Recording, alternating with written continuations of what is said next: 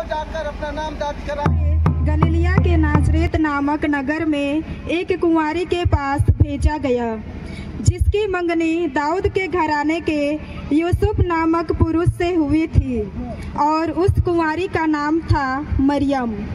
स्वर्गदूत ने उसके यहाँ अंदर आकर उससे कहा,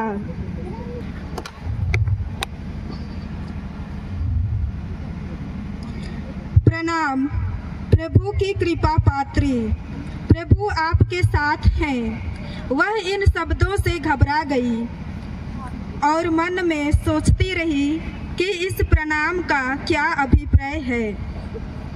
तब स्वर्गदूत ने उससे कहा, मरियम, डरिए नहीं, आपको ईश्वर की कृपा प्राप्त है।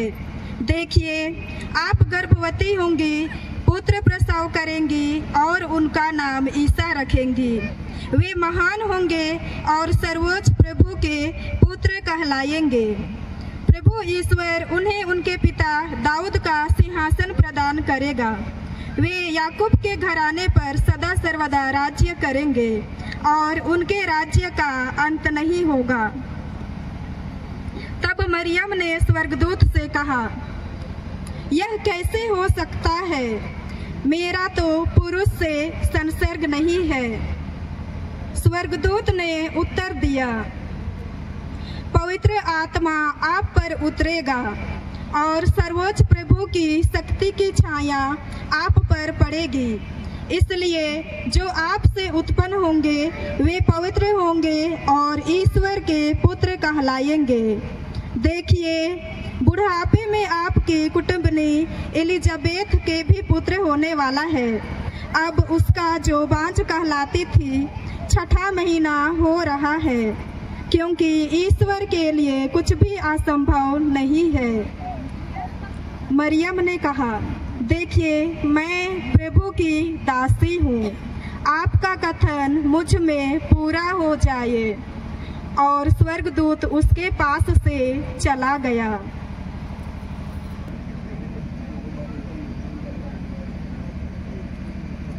उसने जकरिया के घर में प्रवेश कर एलिजाबेथ का अभिवादन किया। ज्यों ही एलिजाबेथ ने मरियम का अभिवादन सुना, बच्चा उसके गर्भ में उछल पड़ा और एलिजाबेथ पवित्र आत्मा से परिपूर्ण होकर ऊंचे स्वर से बोल उठी, आप नारियों में धन्य हैं और धन्य है आपके गर्भ का फल। मुझे यह सौभाग्य कैसे प्राप्त हुआ कि मेरे प्रभु की माता मेरे पास आई, क्योंकि देखिए, ज्यों ही आपका प्रणाम मेरे कानों में पड़ा, बच्चा मेरे गर्भ में आनंद के मारे उछल पड़ा। और धन्य है आप जिन्होंने यह विश्वास किया कि प्रभु ने आपसे जो कहा है वह पूरा हो जाएगा। आत्मा गाती है महिमा, गाती है महिमा, गाती है प्रभु की महिमा, गाती है प्रभु की महिमा।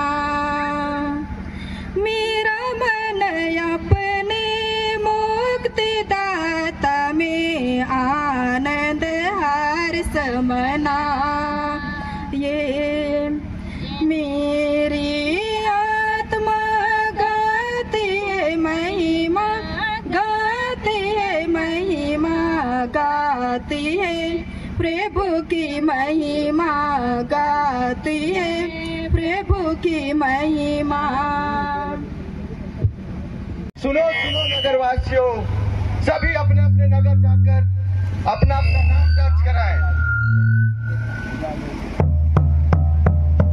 सुनो सुनो नगरवासियों, सभी अपने नगर जाकर अपना अपना नाम दर्ज कराएं।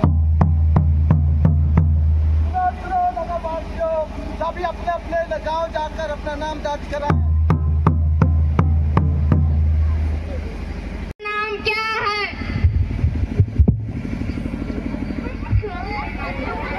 मेरा नाम ढोंगरा है, मेरी पत्नी का नाम ढुंगरी है।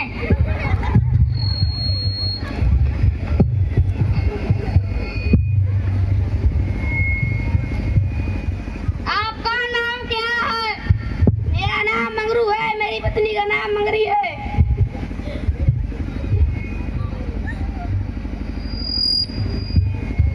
यसा और मेरी पत्नी का नाम एलिजाबेथ है।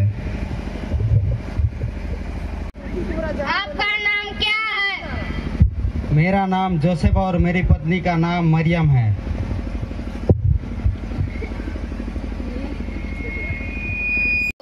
जन्म देने के लिए उन लोग दूर प्रदेश में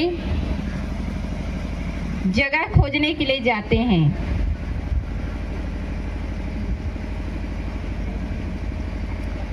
यीशु कर जन्मदिन, मसीह कर जन्मदिन, जोसेफ और मरियम डेरा खोजे डेरा नहीं मिला, बसा खोजे बसा नहीं मिला। यहाँ बस रहने के लिए जगह है? आगे रहिए। नहीं आगे रहिए। देखिए जोसेफ और मरियम है। यीशु कर जन्मदिन, मसीह कर जन्मदिन, जोसेफ और मरियम डेरा। यहाँ बस रहने के लिए जगह है? यहाँ तो जगह नहीं है, आगे जाके पूछ लीजिए। कर जन्मदिन, मसीह कर जन्मदिन, जोसेफ और मरियम है? यहाँ बगल में गौशाला है, गौशाला में एक किनारे रख सकते हैं।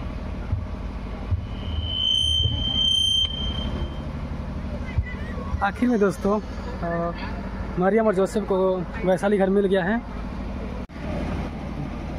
मरियम और जोसेफ अभी विराजमान हो गए हैं। उन लोगों को रहने के लिए वैशाली घर मिल गया है दोस्तों। देखिए दोस्तों, मरियम यीशु को गोदी की है।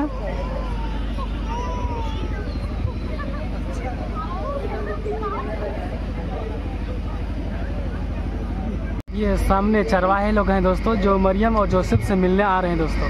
वे बहुत अधिक डर गए। स्वर्गदूत ने उनसे कहा, डरिए नहीं, देखिए मैं आप सभी लोगों के लिए बड़े आनंद का सुसमाचार सुनाता हूँ। आज दाऊद के नगर में आपके मुक्तिदाता प्रभु मसीह का जन्म हुआ है। यह आप लोगों के लिए पहचान होगी। आप एक बालक को कपड़ों में लपेटा और चरनी में लिटाया हुआ पाएंगे। एकाएक उस स्वर्गदूत के साथ स्वर्गीय सेना का विशाल समूह दिखाई दिया, जो यह कहते हुए ईश्वर की स्तुति करते थे, सर्वोच्च स्वर्ग में ईश्वर की महिमा प्रकट हो और पृथ्वी पर उसके कृपा पात्रों को शांति।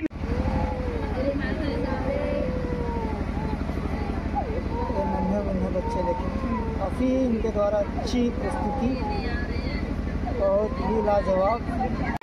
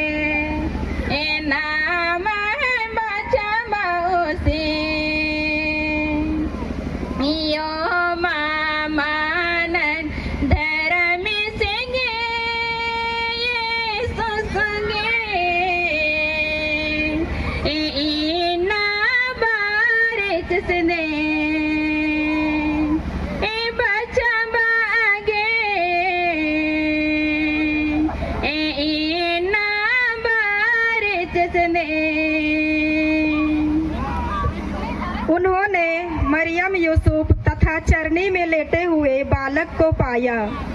उसे देखने के बाद उन्होंने बताया कि इस बालक के विषय में उनसे क्या क्या कहा गया है। सभी सुनने वाले चरवाहों की बातों पर गुणगान और स्तुति करते हुए लौट गए। सब महायाजकों और यहूदी जाति के शास्त्रियों की सभा बुलाकर उनसे पूछा,